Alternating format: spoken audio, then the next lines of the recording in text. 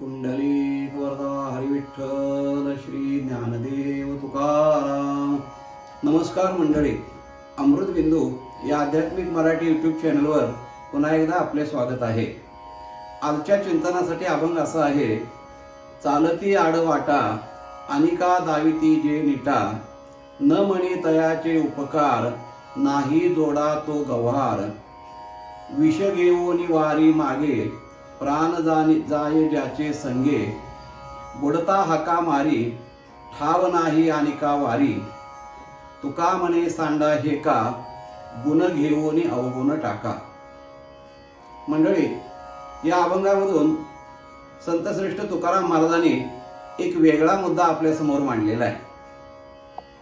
मनुष्यानं उपदेश ऐकला पाहिजे. कोणाचा उपदेश ऐकावा? तर सर्वसाधारण आपल्याला माहिती असलेल्या नियमाप्रमाणे आपल्यापेक्षा जे मोठे आहेत त्यांचा उपदेश आपण ऐकावा, संतांचा उपदेश आपण ऐकावा, सद्गुरूंचा उपदेश आपण ऐकावा, आई वडिलांचा, श्रेष्ठांचा यांचा उपदेश आपण ऐकावा, ज्याच्यामध्ये आपलं परमकल्याण आहे. हे आजपर्यंत आपण ऐकत आलो किंवा आपल्याला माहिती असणारी गोष्ट आहे. परंतु या अभंगामध्ये महाराजांनी थोडा वेगळा मुद्दा आपल्यासमोर मांडलेला आहे. महाराज म्हणतात की आपण कोणाचा उपदेश ऐकावा? तर जे दुर्जन आहेत त्या दुर्जनांचा उपदेश आपण ऐकावा. जे आडवाटेने चाललेले आहेत त्यांचा उपदेश आपण ऐकावा. जे विष घेऊन मरतात त्या विष घेऊन मरणाऱ्यांचा उपदेश आपण ऐकावा. जे पाण्यात बुडून मरतात त्यांचा उपदेश आपण ऐकावा. असं या अभंगामध्ये महाराजांनी सांगितलेलं आहे. तुम्ही म्हणाल, मंडळी महाराज काय तुमचं डोकं बिकं फिरलंय काय? असं कधी महाराज सांगतील का? आणि महाराजांनी असं सांगण्याचं कारण काय? या लोकांचे कोण उपदेश ऐकतात का? ही माणसं तिरस्काराला पात्र आहेत. ज्यांनी स्वतःचं कल्याण करून घेतले, ज्यांनी स्वतःचं नुकसान करून घेतलेलं आहे, जे स्वतः नरकाच्या वाटेवरती आहेत, त्यांचा उपदेश आपण ऐकायचा. तर तुकाराम महाराजांनी तरी अभंगामध्ये असं सांगितलंय बाबा. एवढंच नव्हे तर महाराज म्हणतात की अशा माणसाने सांगितलेलं जे ऐकत नाहीत किंवा त्यांचे उपकार जे मान्य करत नाहीत, त्याच्यासारखा मूर्ख या जगामध्ये दुसरा कोणताही नाही. त्याच्या मूर्खपणाला जगात जोडाच नाही म्हणतात दुसरा. मी त्याच्या बरोबरीचा मूर्ख जगात दुसरा कोणच नाही. कुणाच्या बरोबरीचा? तर ह्या लोकांचं जे ऐकत नाहीत त्यांच्या बरोबरीचा. इतकं महाराजांनी ती गोष्ट आपल्याला ठामपणानं सांगण्याचा प्रयत्न केलेला आहे. म्हणजे दुर्जनांचं ऐकावं असं महाराजांचं या अभंगामध्ये थोडक्यात म्हणणं आहे. तेव्हा कोणत्या दुर्जनाचं ऐकावं? दुर्जनामध्ये सुद्धा मंडळी दोन प्रकार पडतात. एक मध्यम प्रतीचा दुर्जन आणि एक उच्च प्रतीचा दुर्जन, असे दोन प्रकार दुर्जनांचे येतात. त्यामध्ये महाराजांनी ज्याचं वर्णन केलेलं आहे ते मध्यम प्रकाराचे दुर्जन आहेत. म्हणजे मध्यम प्रकाराची वाईट माणसं आहेत आणि एक उच्च क्वालिटीची वाईट माणसं असतात. हे दोन प्रकार आहेत. म्हणजे कसं? तर एक उदाहरण आपल्याला सांगतो म्हणजे लक्षात येईल.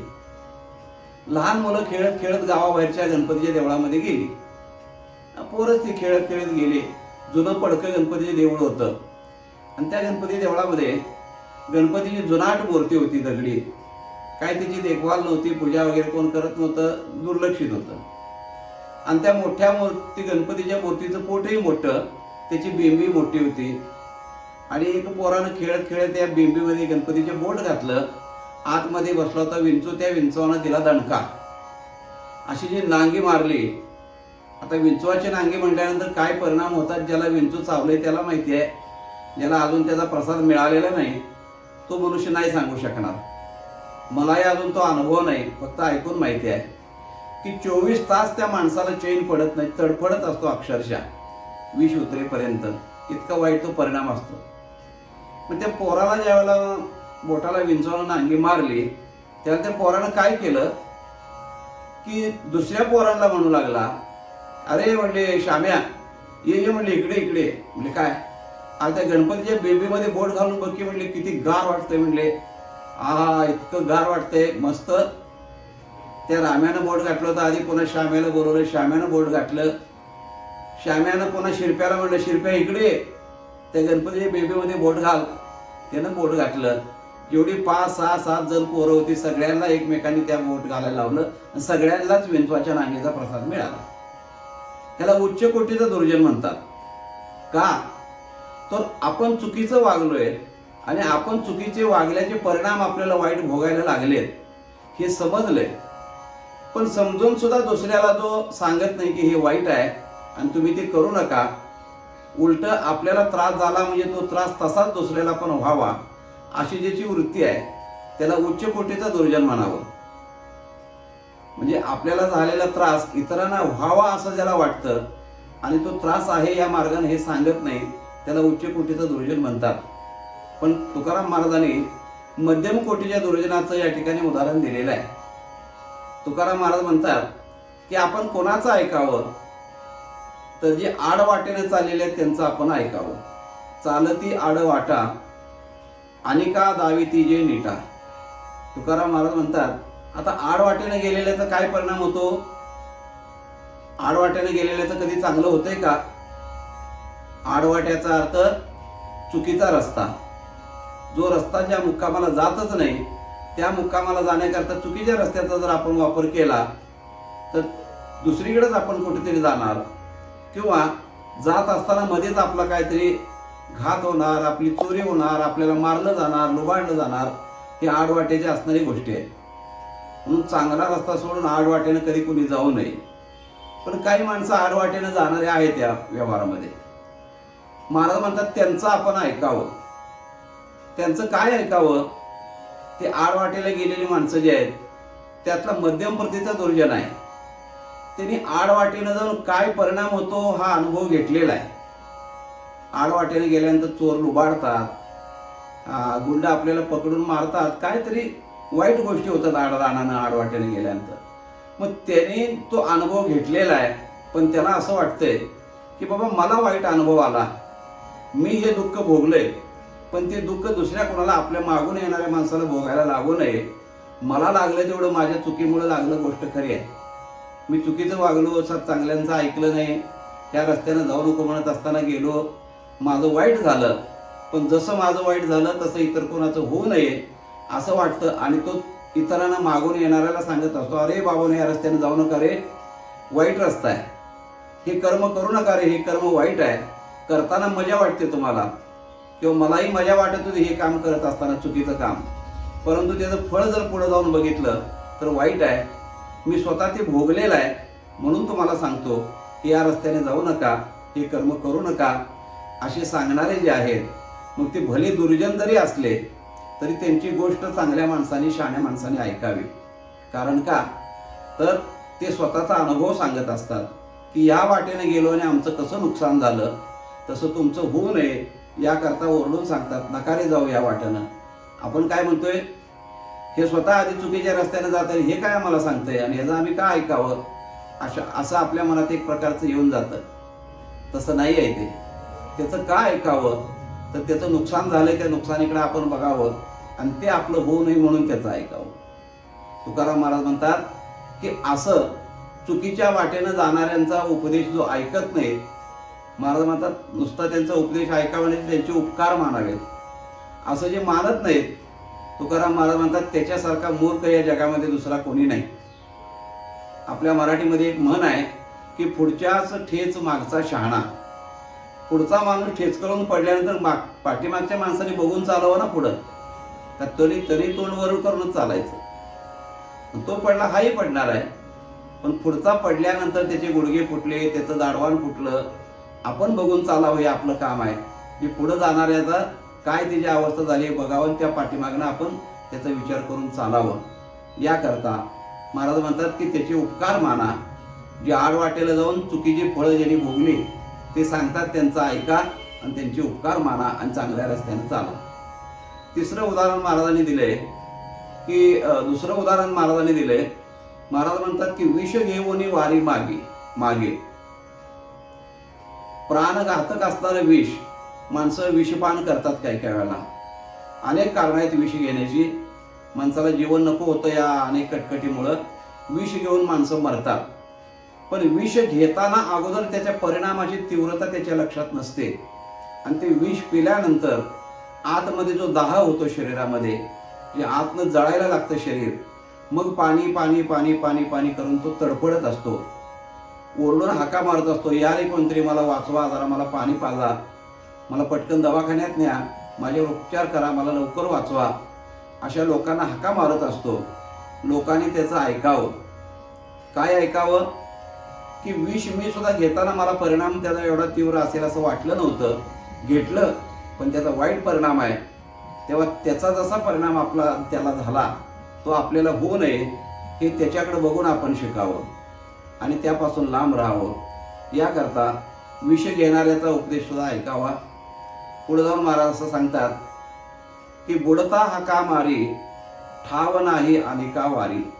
महाराज म्हणतात आता तरुण मुलं बऱ्याच ठिकाणी जलक्रीडा करण्याकरता, पाण्यातले खेळ खेळण्याकरता पर्यटन ठिकाणी जात असतात, आपल्याला माहिती आहे.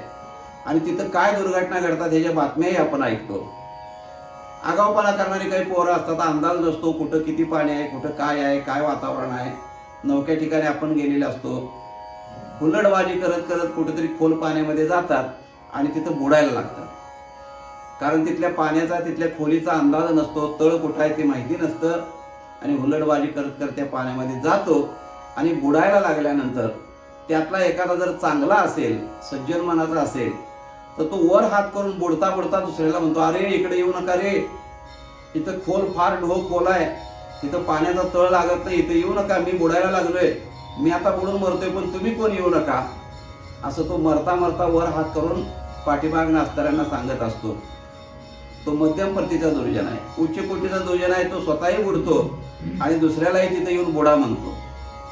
पण ही मध्यम प्रतीच्या दुर्जनाची लक्षणं महाराजांनी सांगितलेली आहे. जो स्वतः बुडायला लागलेला आहे, पण बुडताना त्याला असं वाटतं की मी बुडतोय पण दुसरा कोणी माझ्या मागं बुडू नये, माझी चूक झाली, मी आगाऊपणा केला, माझ्या परिणाम भोगायला लागले, पण ते कोणाला इतराला भोगायला लागू नयेत म्हणून पाठीमागच्याना हाका मारून हात उंचावून सांगतो, येऊ नका रे कोणी, इथं पाण्याला तळ नाही आहे, खोल आहे, असं जो सांगतो त्याचं महाराज म्हणतात आपण ऐकावं. आणि हे ऐकून आपण त्या खोल पाण्यामध्ये, तो जिथं बुडलाय तिथं मुद्दाम मी पण जाऊन बघतो असं म्हणून जाण्यात काय अर्थ आहे का? ती जागा वर्ज करावी आणि शहाण्या माणसाने तिथून बाजूला राहावं. याकरता पाण्यात बुडून मरणाऱ्याचं सुद्धा त्या ठिकाणी सल्ला ऐकावा असं महाराजांचं म्हणणं आहे. शेवटच्या चरणामध्ये महाराज असं सांगतात की तुका म्हणे सांडा हेका आणि गुण घेऊन अवगुण टाका. महाराज म्हणतात तुमचा हेकडपणा बाजूला ठेवा. तुम्ही लई स्वतःला शहाणे समजत असाल, मला ज्ञान आहे, मला सगळं कळतंय, मला धर्म माहिती आहे, मला शास्त्र माहिती आहे, मी वाईट माणसांचं काय ऐकावं, हा तुमचा जर हेका असेल तर तो हेका सोडून द्या आणि अशा वाईट माणसांचं जरूर तुम्ही ऐका. कारण त्याचं ऐकल्यानंतर त्याचे परिणाम तुम्ही बघितल्यानंतर तुम्ही त्याच्यापासून बाजूला राहाल. एखाद्या वेळेला संतांचा उपदेश तुम्ही दुर्लक्ष केला तरी हरकत नाही, पण अशा लोकांच्याकडे बघा आणि त्यांचे काय परिणाम झाले ते बघून त्यांच्याकडनं शिका, हे महाराजांचं म्हणणं आहे. मनुष्यानं कधीतरी एकदा कॅन्सर हॉस्पिटलमध्ये जाऊन बघावं. तोंडाचे कॅन्सर झालेले असतात, नरड्याचे कॅन्सर झालेले असतात, त्या लोकांची अवस्था बघावी. कुणी बघावी? तंबाखू गुटखा खाणाऱ्या, दारू पिणाऱ्या माणसानं बघावं एकदा जाऊन तिथं आणि त्यांच्याकडे बघितल्यानंतर शहाणं व्हावं की बाबा ह्यांची जर आपली अवस्था जर अशी असेल तर पुढे जाऊन मलाही हेच होणार आहे. हे त्याला मनावरती जे बिंबलं कधी बिंबेल तर तो स्वतः जाऊन त्याच्या जर अवस्था बघितल्या तर बिंबेल. किती कीर्तन प्रवचनातनं उपदेश केला, तंबाखू खाऊ नको, गुटखा खाऊ नको, दारू पिऊ नको, त्याच्यावर परिणाम होणार नाही. कॅन्सरच्या दवाखान्यात जाऊन जर ते कॅन्सरचे रुग्ण बघितले तर त्याच्यावर जरूर परिणाम होईल. म्हणून संतांच्या उपदेशापेक्षा ह्या लोकांचा उपदेश काही वेळेला जास्त परिणामकारक होऊ शकतो. म्हणून ह्यांचं ऐकावं महाराज म्हणतात. तो का म्हणे सांडा हे का, काय करा, गुण घेऊन अवगुण टाका. ते जे चांगलं सांगतात तेवढं त्यांचं चांगलं घ्या आणि ते ज्याप्रमाणे वागले वाईट ते वागू नका, कारण त्याचे परिणाम वाईट झालेले आहेत, त्याने आपल्याला दाखवून दिले त्यांच्या आचरणातून, म्हणून त्यांचे उपकार माना. ज्यावेळेला राम रावण युद्धामध्ये रावणाचा अंत झाला, धराशायीवरती रावण पडला, त्यावेळेला रामप्रभूंनी लक्ष्मणाला मुद्दाम सांगितलं, लक्ष्मणा रावणाकडे जाऊन 4 काही उपदेशाच्या गोष्टी त्याच्या ऐकून ये. लक्ष्मणाला आश्चर्य वाटलं, म्हणजे शत्रू म्हणून त्याच्याबरोबर युद्ध केलं, त्याला मारायसाठी आटापिटा केला आणि आता धरणीवर पडल्यानंतर त्याचा उपदेश अरे असल्या दुर्जनाचा काय उपदेश ऐकायचा आहे? ही काय उपदेश करायच्या लायकीचा आहे काय? असं लक्ष्मणाला वाटलं. पण रामांची आज्ञा म्हणून लक्ष्मण रावणाकडे गेला. लक्ष्मणाला रावणाने जवळ बोलवून घेतलं, जवळ बसवलं आणि त्याला सांगितलं, बा लक्ष्मणा, 4 हिताच्या गोष्टी सांगतो ते ऐक. माझं वैभव किती होतं, माझी संपत्ती किती होती, माझं ताकद काय होती, हे तुला सगळं माहिती आहे. मी काय काय केलं होतं हे तुला सगळं माहिती आहे. परंतु हा परिणाम जो माझ्या जीवनामधला आता जो शेवटचा झाला, हे का झाला याचा विचार कर. मी घमेंडीमध्ये वागलो, मी गर्वामध्ये वागलो, मी मस्तीमध्ये वागलो आणि करू नये तो अनाचार मी केला. त्या अनाचाराचा परिणाम आज मी मातीमध्ये धूळ खात लोळत पडलेलो आहे. हे तू बघ आणि त्याप्रमाणे तू आचरण कर. किती ग्रंथ वाचल्यानंतर हा बोध मिळेल आपल्याला?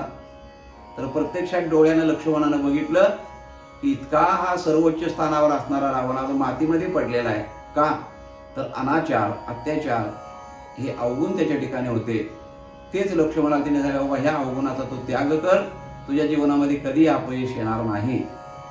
दुर्योधनाने सुद्धा इतकं वाईट वागला, शेवटच्या क्षणाला त्याने असं सांगितलं की हे सगळे जे माझं पतन झालं ते माझ्या अहंकारामुळे झालं. हे जे त्यांचं म्हणणं आहे त्या लोकांचं, ते माणसाने ऐकलं पाहिजे, जरूर ऐकलं पाहिजे आणि आपल्या जीवनामध्ये योग्य ती दुरुस्ती करून घेतली पाहिजे. याकरता तुकाराम महाराज या अभंगामध्ये सांगतात, एखाद्या वेळेला तुम्ही कथा, कीर्तन, प्रवचन, पुराण ऐकू नका. नाही ऐकलं तरी फार बिघडणार नाही, पण अशा लोकांचं जरूर ऐका ज्यांनी स्वतःचा हाताने आपल्या स्वतःचं वाटोळं करून घेतलेलं आहे आणि ते प्रत्यक्ष आपल्या डोळ्यासमोर दिसतंय. त्या माणसांच्या हकीकती, त्या माणसांचं जीवन जे कसं गेलं ते जरूर ऐका, म्हणजे त्याच्या मागून पुन्हा दुसऱ्यांचं नुकसान तसं होणार नाही. हे समाजाचं निरीक्षण तुकाराम महाराजांनी करून फार एक मोलाचा सल्ला माणसाला जीवन सुधारण्याकरता महाराजांनी या अभंगामध्ये सांगितलेलं आहे मंडळी. तेव्हा असं असणारं हे विशेष प्रकारचं या अभंगाचं चिंतन आहे. आपल्याला चिंतन कसं वाटलं ते जरूर कळवा. चॅनल सबस्क्राईब केलं नसेल तर अवश्य करा आणि इतरांच्यापर्यंत याची माहिती जरूर द्या मंडळी. भेटूया पुढच्या भागामध्ये. तोपर्यंत नमस्कार. रामकृष्ण हरी.